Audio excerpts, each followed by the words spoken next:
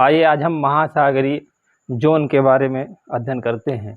जैसे कि हम जानते हैं कि हमारे पृथ्वी पर 4 मंडल पाए जाते हैं, स्थल मंडल, जल मंडल, वायुमंडल और जीव मंडल।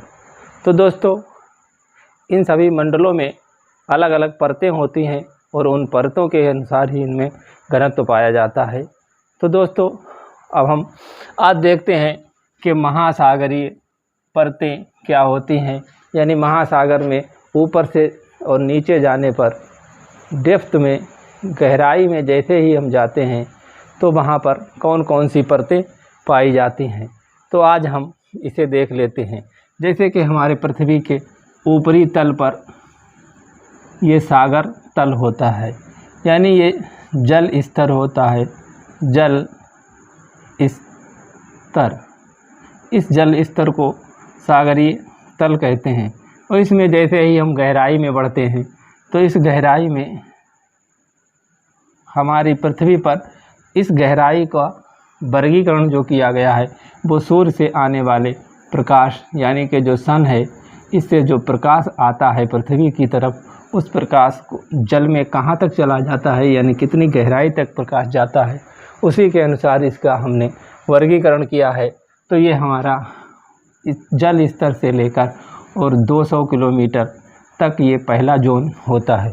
और इस पहले जोन को सनलाइट जोन, यानी कि सूर्य प्रकाश जोन के नाम से जानते हैं। इस पहले जोन को हम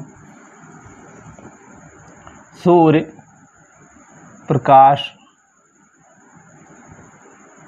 क्षेत्र या के सनलाइट जोन के नाम से जानते हैं। सनलाइट जोन, तो ये हमारा पहला है सनलाइट जोन। और इसके नीचे अब हम फिर बढ़ते हैं तो हमें 1000 किलोमीटर तक ये जो सूर्य का प्रकाश इस पर पड़ता है, यहाँ से कुछ परावर्तित होकर कुछ हल्का प्रकाश अंदर जाता है, तो इस प्रकाश को हम सांध्य प्रकाश के नाम से जानते हैं।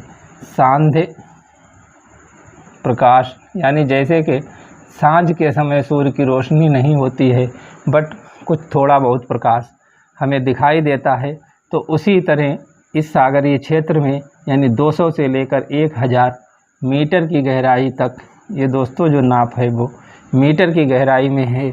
और इस मीटर की गहराई में जो भी हमारा क्षेत्र पाया जाता है उसे सांध्य प्रकाश क्षेत्र के नाम से जानते हैं। और इसे हम अंग्रेजी में जो कहते हैं वो इसे टू लाइट जोन के नाम से जानते हैं। अब हम इससे जब आगे और बढ़ते हैं तो आगे जाने पर 4000 मीटर की गहराई तक एक हमें और जोन मिलता है, जिसे अंधकार जोन के नाम से जानते हैं। अंधकार क्षेत्र, यानी कि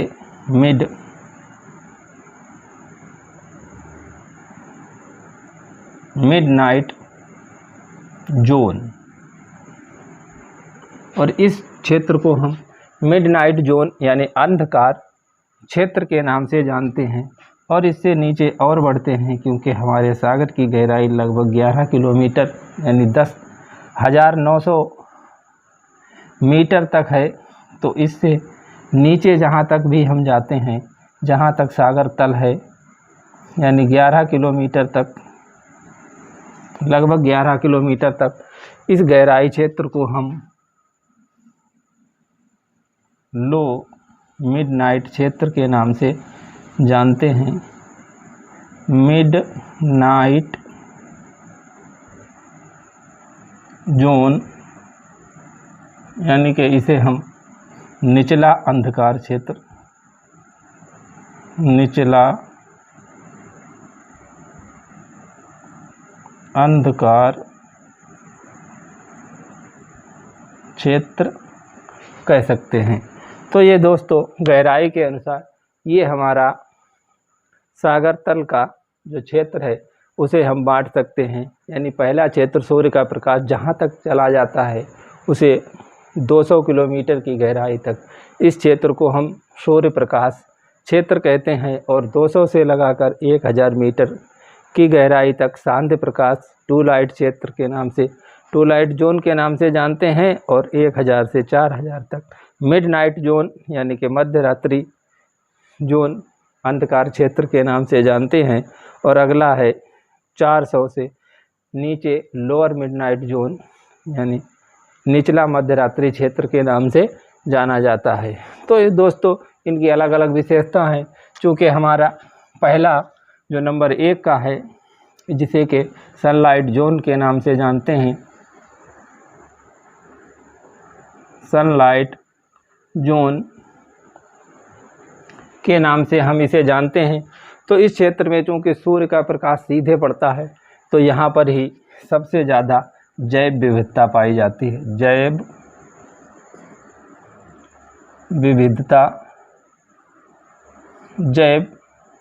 विविधता पाई जाती है, विविधता पाई जाती है। और इसी क्षेत्र में सबसे ज़्यादा जलीय पौधे, जलीय जंतु और जलीय मछलियाँ पाई जाती हैं। तो यहाँ पर बहुत ही छोटी छोटी स्मॉल मछलियों से लेकर और बड़ी बड़ी व्हील, डॉल्फिन और टूना जैसी मछलियाँ भी यहाँ पर पाई जाती हैं। और यहीं पर बहुत से पेड़ पौधे जो कि सागर में उगते हैं वो पाए जाते हैं। और ये क्षेत्र पर्यावरण की दृष्टि से बहुत ही घना क्षेत्र है और यहाँ के जल में बहुत ज़्यादा ऑक्सीजन भी पाई जाती है और सूर्य का प्रकाश भी रहता है। तो यहाँ पर जो भी जीव होते हैं वो भारी भरकम और हड्डी वाले होते हैं और इनमें जो है वो इन्हें खाने के लिए अच्छी अच्छी चीज़ें मिल जाती हैं। यानी यहाँ पर भी बहुत ही खाद्यान्न होता है। तो यहाँ पर मूंगा और ये मछलियाँ और बहुत से केकड़े वगैरह यहीं पर पाए जाते हैं। हड्डी वाले जंतु यहीं पर पाए जाते हैं। और इससे जैसे ही हम नीचे बढ़ते हैं तो उस नीचे बढ़ने पर हमारा दूसरा जो क्षेत्र शुरू होता है जिसे हम टू लाइट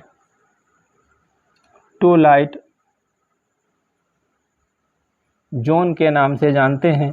तो इस टू लाइट जोन में दोस्तों प्रकाश की मात्रा कम पहुंचती है। जब प्रकाश कम होगा तो यहाँ पर जीव जंतु भी कम होंगे और जीव जंतु जब कम होंगे तो वहाँ पर के उन जीव जंतु में स्वॉर्ड फिश और जेली फिश नाम की मछलियाँ पाई जाती हैं। तो इस क्षेत्र में जो भी जीव जंतु पाए जाते हैं उनका आकार यानी उनमें हड्डियों की मात्रा कम होती है और ये ऑक्सीजन की कमी के लिए कभी कभी ऊपर की तरफ उठते हैं। यानी कि इस क्षेत्र में 500 मीटर की गहराई से नीचे जो जीव जंतु रहते हैं वो रात्रि के समय इस 500 मीटर से ऊपर आ जाते हैं क्योंकि यहाँ पर प्रकाश और ऑक्सीजन की मात्रा अधिक रहती है। तो ये ऑक्सीजन के लिए ऊपर आ जाते हैं, वहीं रात्रि में नीचे चले जाते हैं। तो इस क्षेत्र में मछलियाँ पाई जाती हैं, उन्हें स्वॉर्ड फिश और जेली फिश जैसी मछली यहाँ पर पाई जाती है।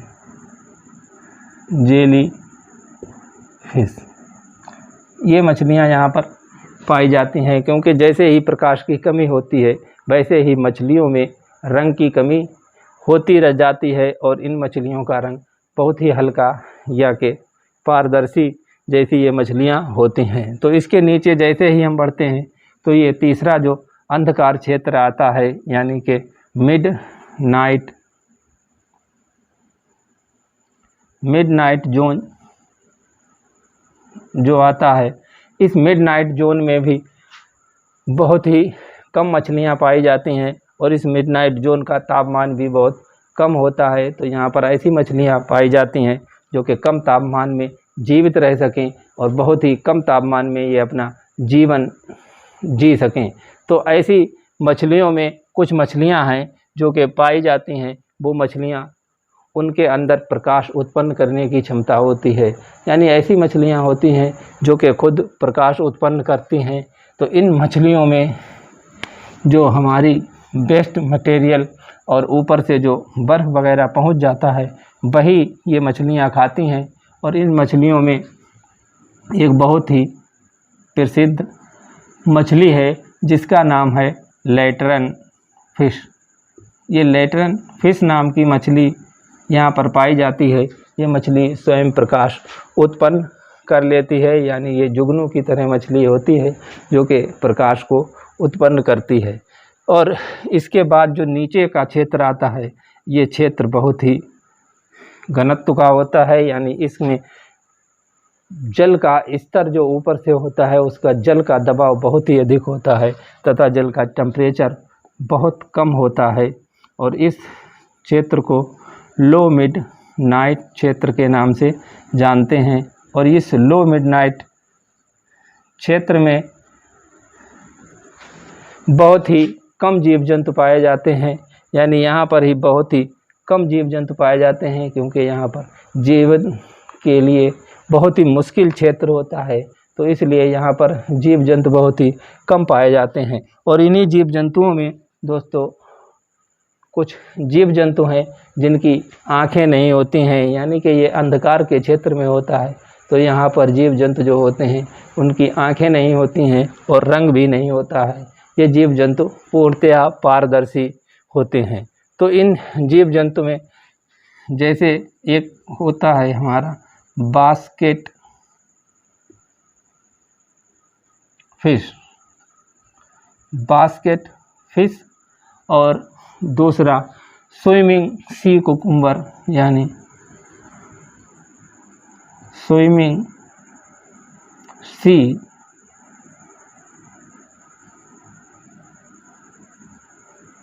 कुकुम्बर।